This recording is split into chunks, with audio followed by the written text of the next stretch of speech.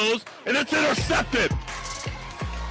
It's intercepted by number 22. That's Clifton. He's got the left edge. Turns on the Jets. Still on his feet. Touchdown, Calaveras. What a play. Up to a running back. That's Ferrante over to the right side. He comes back up the middle. He's got room. One man to beat. He turns on the Jets. There he goes. Touchdown, Calaveras. What a play. Welcome, everyone, and thank you for tuning in to Let's Talk Football with Coach Val. I'm your host, Gil Valtierra, the voice of Calaveras football.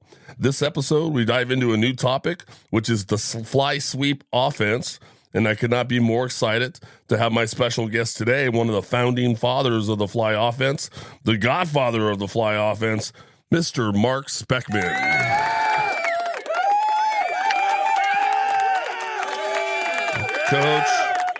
Coach, thanks so much for joining us today. Oh, it's my pleasure, and I love the intro there. I hope the crowd enjoys it. They love their football here in Calaveras County, that's for sure. Coach, you're currently the offensive coordinator for the Clarion Golden Eagles out of Clarion, Pennsylvania. But I know you started out in high school. Why don't you share your background with our listeners as far as, where you grew up, where'd you go to school, and then where and when did you start coaching football? Sure. I think I'm a California guy. I grew up in Belmont, California, and played Pop Warner football for the San Carlos Lions, and then played high school football at Carlmont High School, and we had some phenomenal coaches there. I went to Menlo Junior College. It was a junior college at the time. We played 2-year football and played for Ray Solari, and it was a really good experience. And then I finished my last 2 years of football and got my undergraduate degree at Azusa Pacific University and played there. And so that was kind of my background, and I just was really fortunate to have, for the most part, good coaches, and football was fun, and it was a good way to kind of keep me in school. Yeah, you bet. I can certainly relate to that. Did you play any other sports besides football when you were in high school? I played soccer, and because the football coach told me to go out for soccer, and that's pretty much what I did. And we were intramurals and all kinds of stuff. We were pretty active, but as far as when I started coaching football, when I graduated, I did a year of graduate school to get my teaching credential. And the year I was ready to go into the workforce, Proposition 13 passed in California. So there was this massive cuts of teachers. And it was one school that opened that year. It was North Monterey County High School down in Prunedale, California. And they had hundreds and hundreds of applicants for 33 jobs. And somehow I got one of them. And one of the things I said I could coach anything, and I really couldn't, but I played football, so I figured I could. I played soccer, I figured I could. And so they hired me as kind of the freshman football and freshman soccer coach, and that kind of is how it all started. And when was this? Was this like early 80s? It was 1978. Oh, wow. Yeah. I was 22 years old and pretty clueless. Yeah. Trying to figure it out as you went along. Yeah. So Coach, where and when did you first learn about the fly offense, and what was it about the offense that intrigued you enough that you wanted to make it your own, and why did you just keep running it for so long?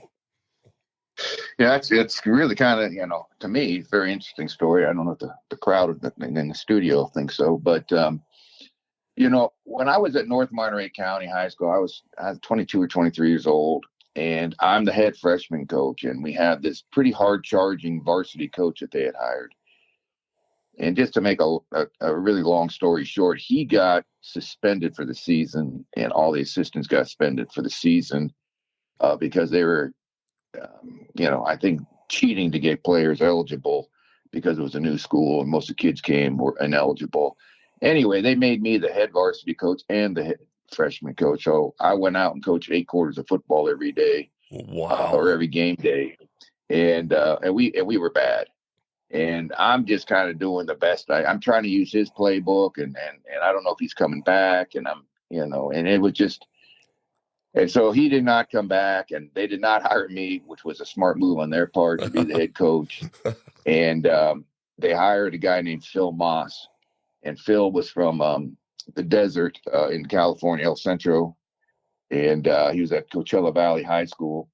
And he and his assistant Roger Sugimoto they ran the veer offense, but they had this little package that they picked up called La Mosca, which is the fly in Spanish. Mm-hmm. And and so we ran the veer, and that's kind of what they taught me. And then they got on the board and showed the fly stuff. I'm going, that's ridiculous. We're running sideways. And I had played, linebacker, and I was kind of a defensive guy, and I was going, that should be easy to stop. But what I found was that veer was very unforgiving. You had to have the right split. Your quarterback got hurt. And you didn't have a backup. You were kind of in trouble. But the fly stuff really was pretty effective. It was really only 4 plays out of about 2 formations, and it wasn't what we did all the time. And that's how I learned it. And so I didn't think it was going to be I didn't really think much of it. But when I became a head coach about 2 years later, and I tried to put the veer in because that's what I knew, and sprinkle the fly in a little bit. And I found the fly was way easier to teach, much more forgiving. And over the years, I just got rid of everything else and just kept that, and just kept adding formations and plays. And a lot of times guys would make mistakes, and I was going, man, that's a good idea. That's a good idea. So that kind of works. And just so kind of kept adding as you went. Yeah. And so, and we really never stopped adding, the whole time I've been doing this. So it's been a pretty interesting process for football nerds. Yeah, it's interesting. So it was a piece of your offense that you'd kind of run, and it turned out being the whole basis of the offense. And the other thing is that I would call Phil when I was the head coach and go, hey, can you do this? And he goes, I don't know, try it. So I tried it, and it worked. And I tell him, and he tried it, and I was always if I did anything well, it was nobody ever told me no, because I was a head coach at 26 or 27 years old, and so I'm just running, and nobody else is running anything like it, and so it gave us, I thought, an advantage, and we were I would have been making any offense up because I really wasn't an offensive guy. I played linebacker and was really more into the defense, but I kind of knew what screwed defenses up, and a lot of the principles of the fly make defenses have to change a little bit, and so I really tried to plug into that. Yeah, you bet. That's an interesting story because you think La Mosca, the fly. I never knew that. That's a great story. Well, it's even better because they were trying to figure out how to get, they were getting their brains beat out at this school down, and they were talking about trying to get a new offense, and the custodian was in there cleaning something, and he said, hey, my cousin plays up in Delano, and you should go study the La Mosca. And so they went up to El Centro, or to Delano in California, and they studied the fly offense. A guy named Gene Beck was running it, and it was kind of a modified wing T, and that's kind of how they learned that series. And so luckily the janitor was in there, or else I wouldn't be talking. So that's a great story. Coach, you've since then, you've coached high school, you've coached college, you've even coached a stint in the Canadian Football League at the professional level. Do you see the fly offense working better in one level better than others? And if so, why do you think that is? That's a really interesting question. To me, the Canadian thing should have been a gold mine because everybody can go in motion, and there's just so much that you can do from, and we did have success with it. We had some really good players, and we had some real good success with it. The problem is in pro football, you got to sell tickets, and to sell tickets, they want to throw the ball. And so a run-based offense wasn't uh, as popular as it, I mean, winning is winning. They were fine with it. Right. But football, people come and go. You really don't have that much time to practice. And so that's why a lot of the pro teams run kind of the same things, because, if they pick a guy up off the waiver wire, you got to play him the next Sunday. He kind of can do it. And then in college, I think it's really good because you can recruit to it and you can get guys that fit the system. The problem in college is you have a limit on how many hours you can practice. And so sometimes it's hard to get the whole system in. High school, the kids are young and they don't know much about football, but you really do have a lot of time with the kids in high school. And so each level just had kind of its own problems, but the basics of it work at every level. And it's just, having to adjust how much time you can practice and what you can put in and what the expectations are. And, when you recruit players, your opponents are going to use it against you, even though you're winning. They want to, everybody wants to throw the ball, and I love to throw the ball, but you got to have some kind of a run game. And so, that's just, I think every level is good and has a shot at it. And even the pros might even be because the defenses aren't ready for it. That might be the easiest place to run it. But and you see a lot of teams having success with it. Well, in the Canadian Football League, isn't the field wider than in the NFL? Yeah, the field is wider, and I mean that's home cooking for the fly sweep right there. Yeah, and we had, and the first game we did it. I mean, nobody knew what we were doing, and we had so much success with it. And then it really was the upper level of the administration of the general manager was, he wanted to throw the ball. He's worried about selling tickets, and most of the receivers were cool with it. But I'm sure maybe one of them went in and, hey, I'm not getting paid to block, and he told me that, and I said, well, you kind of are. And I really think about it. But so it was just, you just got to be in the right atmosphere where people are accepting of something that looks a little bit different. Right. So Coach, I coached at Calaveras High School for 13 years, and we ran the fly the entire time I was there, and they still run the fly today. And one of my favorite characteristics of the fly is when that quarterback's under center and he snaps a ball and turns his back to the defense and starts dealing from there as far as, who he hands the ball off to. Linebackers have just got to hate that because they can't see the ball. And a lot of schools now that are incorporating the fly as it gets more popular have added shotgun to the fly, which I think kind of takes away from that turning the back and that misdirection, hide the ball kind of dynamic. What are your thoughts around this area? Well, that's a really good question. And I think it's an interesting question. And when we were in Reno last couple months ago, there's a kid, this guy, he's not a kid anymore, but he played for Lincoln High School. And when I was at Merced High, we knocked Lincoln out of the semis a couple of years in a row. And he played on those teams. And he mentioned, boy, I couldn't find the ball. It was just hard to find the ball. And I think I had that very same thought in about 2000 and about 2001, 2002. We had a really small, quick quarterback at Willamette, and so in third down we would go to shotgun just to give him so he could see a little bit better, and we weren't fooling anybody. And and the players said, "Hey, coach, we can run the fly. Why don't we just run out of the shotgun?" And I kind of had the same opinion that you do. That you lose the whole perception, the whole deception part of it. Mm-hmm.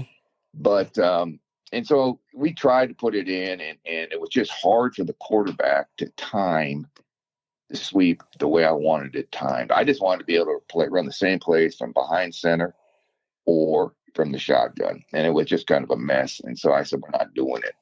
And the kid said, why? One of the kids said, why can't we do it, coach? I said, because we can't time. The quarterback can't snap the ball at the right time like he can when he's under center.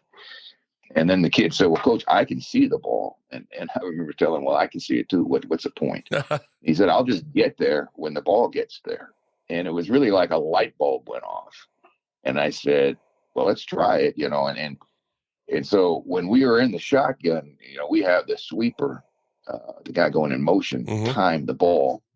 And it should just kind of be like boom, boom. The ball hits quarterback's hands. That's the first boom, and he covers second boom. So if there's a bad snap, he can still slow down or speed up or do what he's got to do. And we've gotten really good at timing that. In fact, I think that's probably one of the best things we do because there's a lot of advantages to the shotgun. But one of the things I've learned, we still do shotgun. We do a lot of shotgun here at Clarion, and we do behind center. But what's happened is I used to think that it's not deceptive because the ball's out in front. But the reality is if you stand back where a safety or a linebacker is, it's really hard to see the ball because the defensive line rises up, the offensive line rises up. And, you don't always have a great view of the football. And a lot of times they're not even looking at the ball. They're looking at the offensive line or the backs or whatever. Yeah, reading a key. And so, yeah. And so I've found that I have a bunch of film over the last, 15, 20 years where we are just faking the heck out of people out of the shotgun, just like we do when we're behind center. And so I do think that, it is, it's not perfect, but it's pretty good. Yeah. And what you gain from it, especially if you have a running quarterback or, RPOs or, a passing game, there's just some things. There's some things I think are better out of shotgun. There's some things that are better out from behind center. Gotcha. So now with that Z or that motion guy that's the sweeper, and he says, I'll just get there when the ball gets there. Are you running two different mesh drills in practice, one under center and one in shotgun? That's exactly right. That's a great question. So whenever we're under center, the quarterback's going to time it. And just like, just like you guys are doing. And whenever it's in shotgun, the quarterback kind of keeps his eyes, downhill because it's hard to just catch the ball. Right. And then he just has to trust that the sweeper's going to be there. And so we'll do a drill where we got a center and a quarterback behind center, and then sweepers are going and working the timing. And then they're going from left to right, and then they kind of go 10 yards upfield, and now they do with shotguns. And then they just kind of just keep going in a circle. And so we work both of them from day one. Gotcha. Well, how's that work with, I'm thinking to myself, and I'm sure the Calaveras head coach, Coach Mosa, who runs the offense there, he's got to be thinking it takes long enough to run mesh under center and then now to do it all again under shotgun. That you seem like half your practice is gone at that point. Well, maybe, and I'm not sure that, the lower levels, I would probably just keep it under center, and I'd probably keep it under center in high school if your quarterback is doesn't have a great skill set as far as A, passing, or B, running. Right. And so I have friends that will not go to shotgun. I have friends that are doing nothing but shotgun and basically running the same offense. I do think that with reps, they get it. Right. And I do think on a varsity level, I would think that, if you have the right quarterback, I don't think it's that hard. I think they'll get it. Gotcha. So Coach, tell me, is there a particular defense that just gives the fly sweep the fits? Like, is there anything you see on film when you're watching film, you go, great, now we got to deal with this now? I get that question a lot. And, my base answer is I've had my butt kicked by every defense, and I've kicked every defense's butt. And but I would say that the 3-3 stack at first was really hard and has since become, I think, I look forward to playing 3-3 stacks. I think anybody that can get 8 men at eight guys up close to the line of scrimmage and play man are going to give you trouble. Because you need to have a receiver that can get some separation. If you can't throw the ball, those types of things are tough. You got to get in some unbalanced formations or make sure that you're always running to a tight end for teams that are got 8 guys up. So there's just some things I've learned over the years, but I pretty much in my head, when I see what the team is running, I've got a pretty good idea of plays that, should work. Now, they don't, we may not have the guy to block it, but, on paper, there's certain ways to beat them all. And I just think, the more varied you are with your offense, if you have some balance, and it's hard to be balanced in high school, even when I was at Merced, it was a big school, but we didn't always have a guy that could throw, and we didn't always have a great receiver. And so, in college, you should be the ability to be a little bit more balanced. And the pros, for sure, you should be balanced. Right.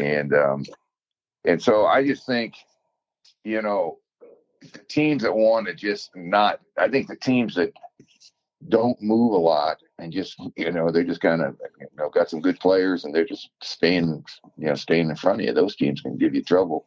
And those, you got to run the sweep against those teams because you can't outnumber them on the perimeter. Right. So when you said the 3-3 stack, I kind of cringed a little bit. I had Jason Weatherby in here not too long ago, and he was the coach at Calaveras there for a decade or so. He had took over when Roger Canepa left. And one of the things he had said, it was tough from an offensive standpoint, attacking defenses when guys were having to go block at depth. It's easy to down block a guy that's sitting in a 3-tech or something like that. But when all of a sudden, he's down the field 4 or 5 yards, and by the time you get there, he's not there anymore. Having to teach that is usually the most difficult part.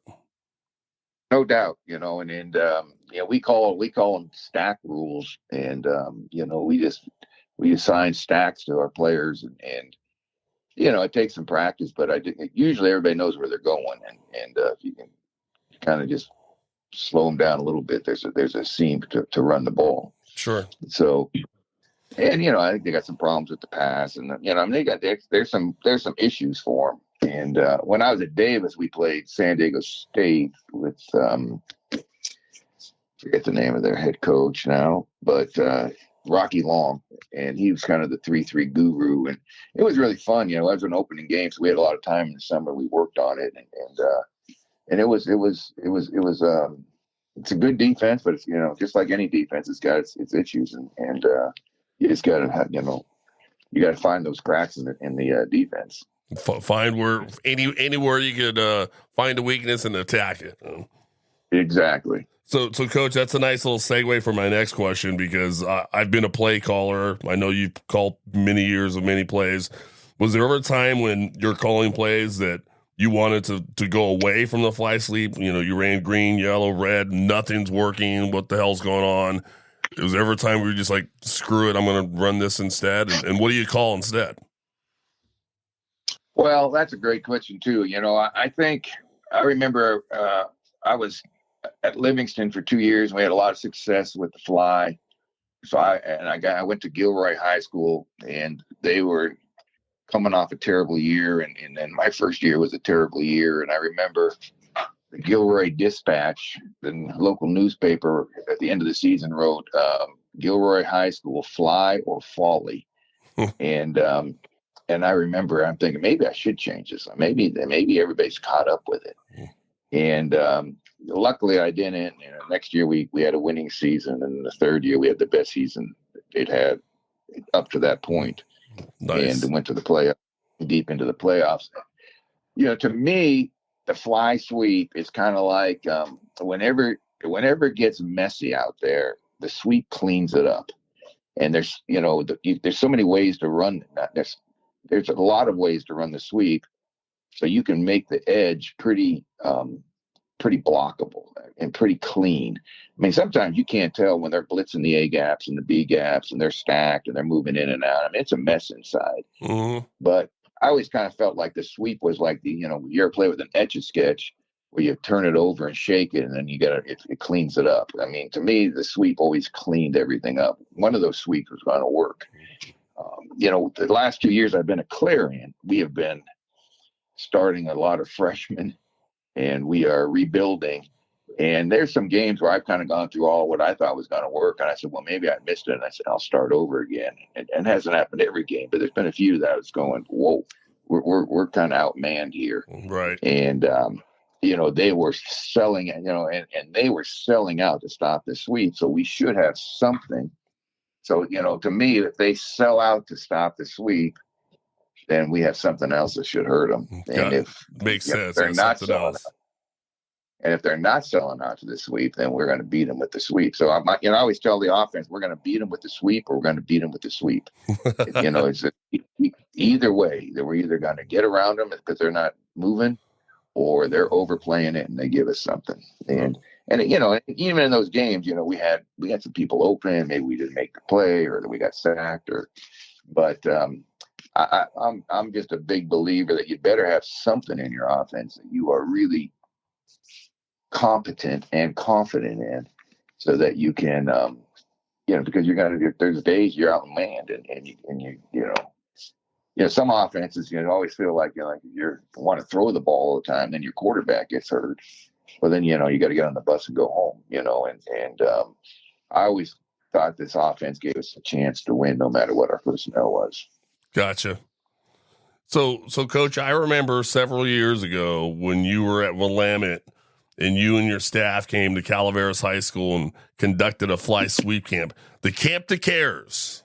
Camp to Cares. You remember that? Oh, yeah. Yeah. Well, we had a great time. Yeah. That was a great camp. And I remember being on the field, coaching my guys up, watching you run drills, and watching your demeanor on the field taught me about the kind of coach I wanted to be. You always seemed calm and kind of knew the answer to any potential problem. What do you attribute your coaching style to? Well, that's a great question. I do remember those camps. They were a ton of fun, and the booster club would feed the kids, and the coaches would have to kind of go and make sure they got help, and we didn't. We just did the football, and we stayed at some bed and breakfast across the way. It was really nice, and it was really kind of a deal. And we'd go out for dinner, and so I always felt like we had the best of it, but. I think when you start out coaching, you're really usually a reflection of who coached you, and right, and a little bit about maybe your parenting and how you were parented. And I was a pretty hard charger at first, because that's kind of how I was as a player, and I had some hard charging coaches, but then the other thing is I was also a history teacher, and you don't go into a history class and start screaming at kids, coaching is intense teaching, and practice is part motivation, but it's also that's your lesson plan. Mm-hmm. And so just trying to be a good teacher kind of slowed me down a little bit, calmed me down a little bit, and then I just think you get I think you think about the teachers you liked in your life, or the coaches you really liked in your life. There may have been some that really got on you and berated you, but there weren't many. I mean, some guys can be pretty hard on kids, and then kids love them. Right. And they just have that gift, and it's the it factor. But most people don't want to be yelled at. They don't want to be screamed at. They want to be embarrassed. And so, I just always felt like you got a lot more ants with sugar than you did with vinegar. Right. And just, just really try to be a teacher, and my classroom is the field. There you go. That's interesting that you mentioned, like, a lot of the times it's how you were coached or taught, and you bring a lot of that with you. When I played in high school, my head coach was a tyrant. He was like, I'm in charge, everybody obey, and had the fear. Everybody just feared him, and he feared you into doing what you were told. And then I remember my first year of coaching, it just kind of was naturally like, go out there and just let's conquer the world. And then as time went on, you became more older and experienced. You start to realize, like, that's not really the best way to go. Well, exactly. And then you start, you get a chance to go to clinics and hear people talk, and you go watch a coach somewhere, or go to a college, and you can go, boy, I look like it. I'm thinking, man, I'm an idiot. I don't know what I'm doing. And so just trying to come up with your own style. I played for a guy at Menlo College, Ray Solari. He was kind of old school, hard guy. very long practices, not a lot of water, salt tablets, but he really, you knew he cared about you. He had a really good sense of humor. He always made you laugh at least once at practice with some comment he made, and he just made it. You look forward to it. It's fun, Right. and you kind of got into it, and you knew he wasn't really mad at you or screaming at you. He never really attacked you too much, but he just made it fun, and I always told, my coaches, we're still playing football. You don't work football. And when you play, it's joyful. And when you play, it's fun. And if the game's not fun when you're a kid, you don't play it anymore. That's true. That's a very good point. So I just, go ahead. No, you go. No, I mean, to me, there's this, why do we play? Why do the kids out there? Every level is a different reason. I mean, I loved high school football. Some of the guys were really serious about it and really wanted to continue their career. And some of the guys just want to be part of something and were just happy to be a high school football player. And some, everybody had a different reason for being out there. And you got to kind of, you got to accommodate your audience, and, you can't teach the third year calculus to a beginning math class. And that's what some coaches go out and try to do. Right. That makes sense. So speaking of certain coaches, you remember Scott Anderson, the Calaveras O-line coach? I do. He's hard to forget. Yes. Coach Scott Anderson, our O-line coach, he's been the O-line coach for like the last 30 years. He said when we were in Reno and you were there doing that fly clinic, he said that you've become like the Jerry Garcia of the Grateful Dead, and all the rest of us fly coaches are the deadheads traveling the country to different football camps yelling, "There he is, Coach Speckman." That's a good touch. So like, have you noticed like popularity in yourself along with the fly offense and the growth of the popularity of the fly? That's interesting you say that, because we've had this fly clinic it's a clinic that cares, which is a cousin camp that cares. And, I think it was the 27th straight one we've done. And some of the guys have been at all of them. Or I've been at 27 of them. And, it started out for me as a great way to recruit. When I was at Willamette University, I mean, when I was a high school coach, I talk about it occasionally, but not. It wasn't like anybody was. Every now and then, somebody come down to Merced and try to pick my brain on running the offense, but it was just, they came and saw me one-on-one, and I did a few clinics. But when I was at Willamette, I would love to get a clinic in Los Angeles, because they'd fly me down, put me up in a hotel for 2 nights. I could rent a car and stay for the next week and recruit the area. And I'd already met all the coaches, so I knew where to go. And we got a ton of kids that way.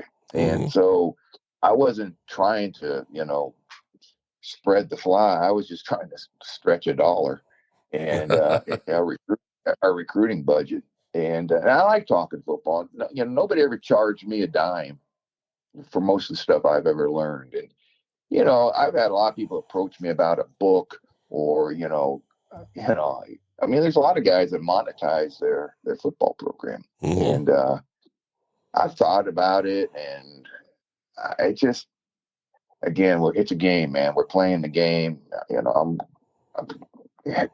hope if I can help somebody, great. If not, whatever.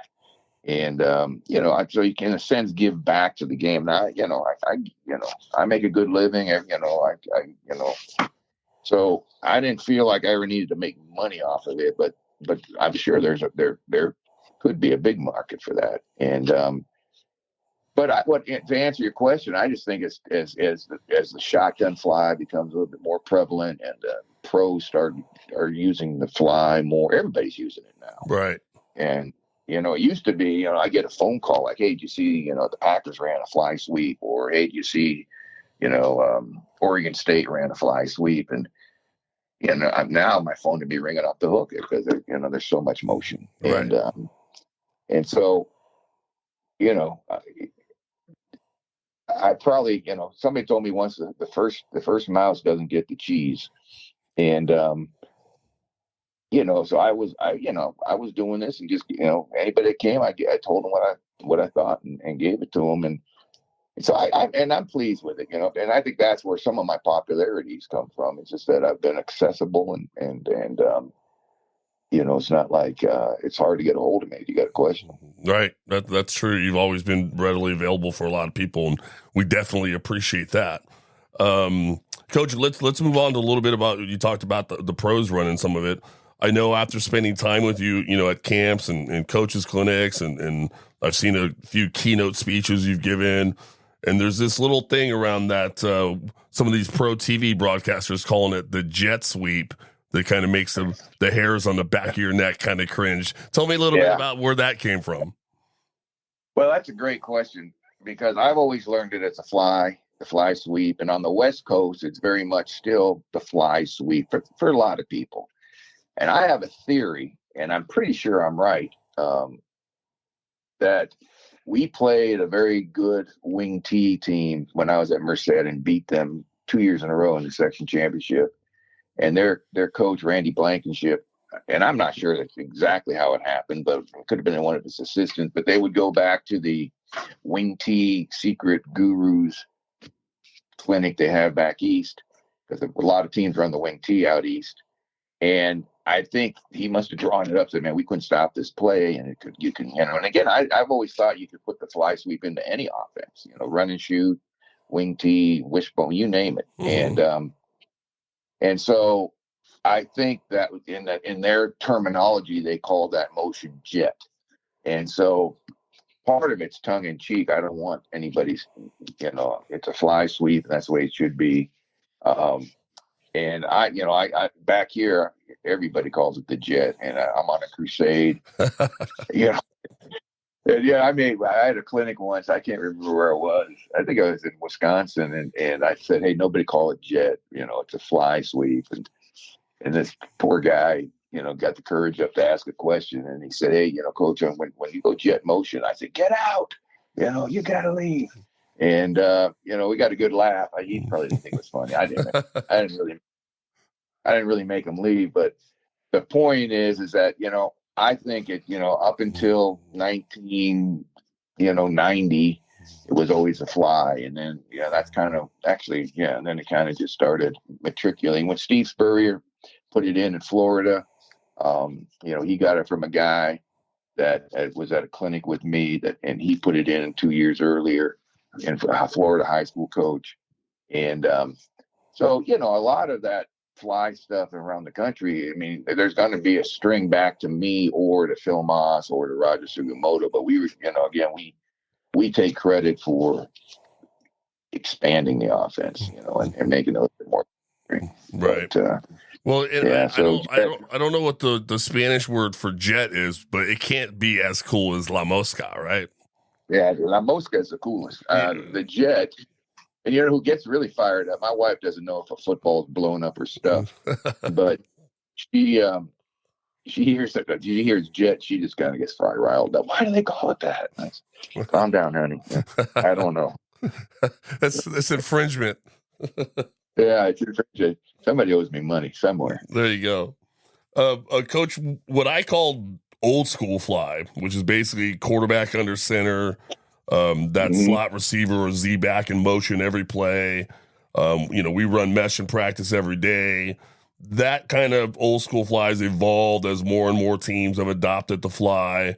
And so now you have a teams incorporating shotgun. Some of them are now doing zone blocking schemes into it.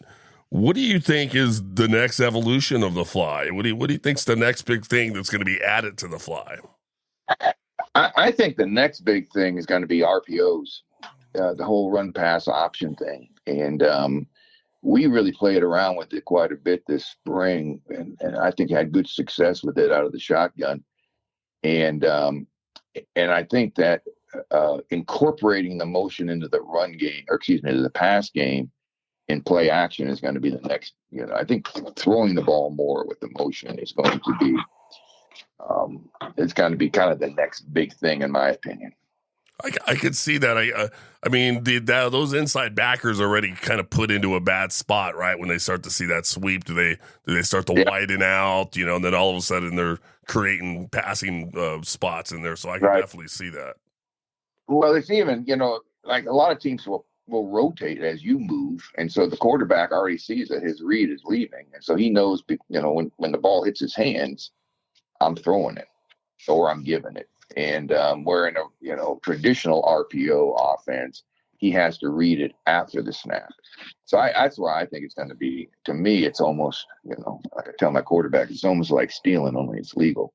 And so I just think that could be one of the next big things. I think, I think the old school fly is, again, and it's great.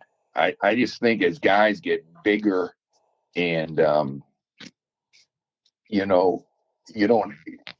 don't have the zone stuff makes a little bit more sense for those college kids because they're going to get the biggest kids they can get, and so some of the blocking schemes that we incorporated are good, and I use them all still, but some of the linemen just aren't fast enough to do it.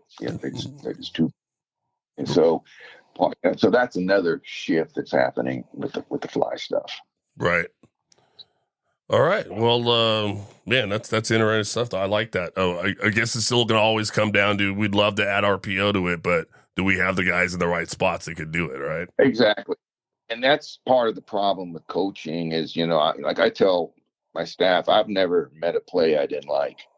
I mean, I'm always tinkering and looking for something, and to be really good at something, you got to stick with it. So overall, in my career, I mean, I've stuck with the fly, and it's had, I've had a lot of success with it, but I'm always, you're always trying to enhance it a little bit, and then you got to just be good at using your personnel, and that's why I like the fly offense. Is if you have a quarterback who can throw, you can throw out of it. You have if you have a great tailback, you can feature him. If you have a little receiver that's quicker, as a minute, then you can utilize him. And so I think, if you say, well, we're going to be a spread offense, or, we're going to be a X on whatever the offense is, and if you don't have the right guys for it, I mean, if you're trying to run zone and your line average is 190 pounds, you're going to get beat. Right. And because you're not going to move anybody. And so I just think, the magic of coaching is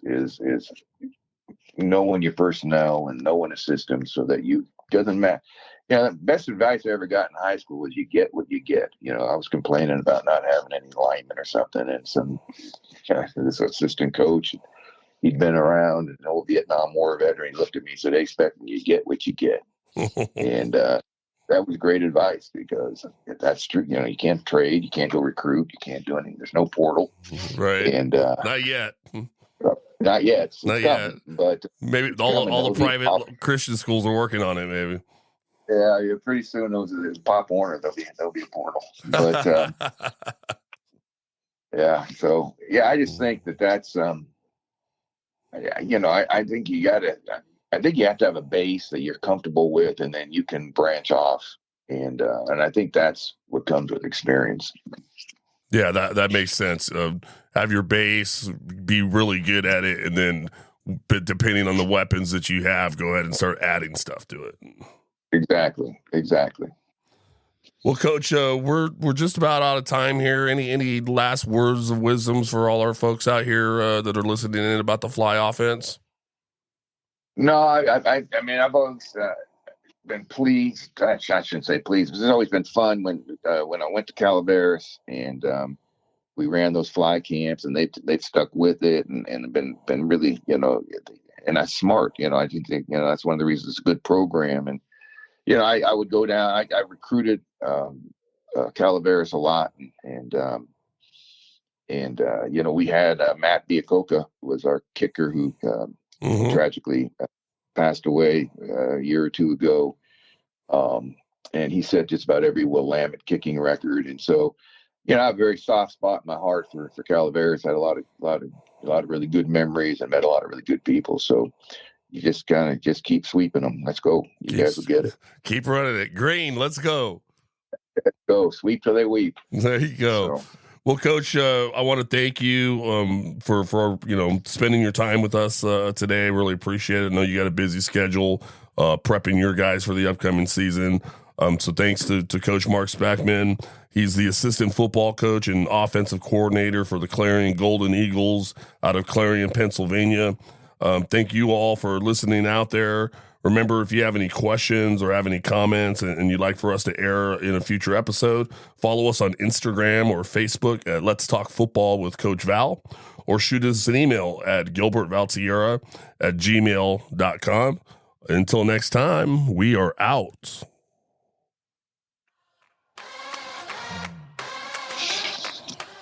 And it's intercepted. It's intercepted by number 22. That's Clifton. He's got the left edge. Turns on the Jets. Still on his feet. Touchdown, Calaveras. What a play. Up to a running back. That's Ferrante over to the right side. He comes back up the middle. He's got room. One man to beat. He turns on the Jets. There he goes. Touchdown, Calaveras. What a play.